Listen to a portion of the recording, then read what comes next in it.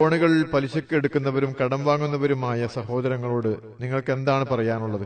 തങ്ങളുടെ മകനെയോ മകളെയോ വിവാഹം കഴിക്കാനും ആഡംബരം പ്രകടിപ്പിക്കാനും ധൂർത്തടിക്കാനും വിരുന്നൊരുക്കാനും ഇങ്ങനെ ചെയ്യുന്നുണ്ട് ആളുകൾ. പിന്നീട് അവർക്ക് ആ ഇടപാട് തിരികെ വീട്ടാനാകുന്നില്ല.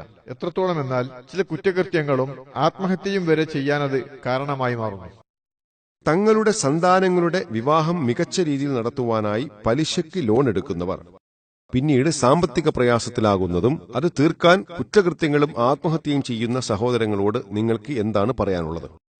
അവർ ലോൺ എടുത്തിട്ട് അതടക്കാൻ സാധിച്ചാലും ഇല്ലെങ്കിലും ആത്മഹത്യ ചെയ്താലും ഇല്ലെങ്കിലും അവർ ലോൺ എടുക്കുമ്പോൾ തന്നെ ഏതാണ്ട് ആത്മഹത്യ ചെയ്യുന്നത് പോലെ തന്നെയാണ് അത് പലിശക്കാണെങ്കിൽ. കാരണം അല്ലാഹു ഖുർആനിന്റെ അധ്യായം 2 278-279 ഇപ്രകാരം പറയുന്നു: പലിശത്തുകയിൽ ബാക്കി കിട്ടാനുള്ളത് വിട്ടുകളയുകയും ചെയ്യേണ്ടതാണ്. നിങ്ങൾ അങ്ങനെ ചെയ്യുന്നില്ലെങ്കിൽ അല്ലാഹുവിന്റെയും റസൂലിന്റെയും പക്ഷത്തുനിന്ന് നിങ്ങൾക്കെതിരിലുള്ള സമരപ്രഖ്യാപനത്തെപ്പറ്റി അറിഞ്ഞുകൊള്ളുക.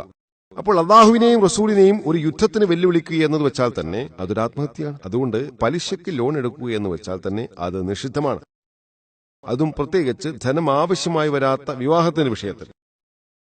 കാരണം നബി സല്ലല്ലാഹു അലൈഹി വസല്ലം പറഞ്ഞു, ഏറ്റവും കുറഞ്ഞ ചെലവ് വഹിക്കുന്നതാണ് ഏറ്റവും മികച്ച വിവാഹം. വ്യഭിചാരം പ്രയാസമാകുന്ന നിലയ്ക്ക് വിവാഹം വളരെ ലളിതമാക്കുക എന്നും പ്രവാചകൻ സല്ലല്ലാഹു അലൈഹി വസല്ലം പറഞ്ഞു. ഈ ചിലവ് കാരണം ഇന്ന് വിവാഹം വളരെ പ്രയാസകരവും വ്യഭിചാരം വളരെ എളുപ്പവുമാണ്. അതുകൊണ്ട് നമ്മൾ ഹദീസിലേക്ക് തിരിച്ചു പോവുകയും അങ്ങനെയുള്ളവർക്ക് ഇസ്ലാമിനെക്കുറിച്ച് കൂടുതൽ അറിവ് നൽകുകയും വേണം. നമ്മൾ അവരെ ഉത്ബുദ്ധരാക്കണം.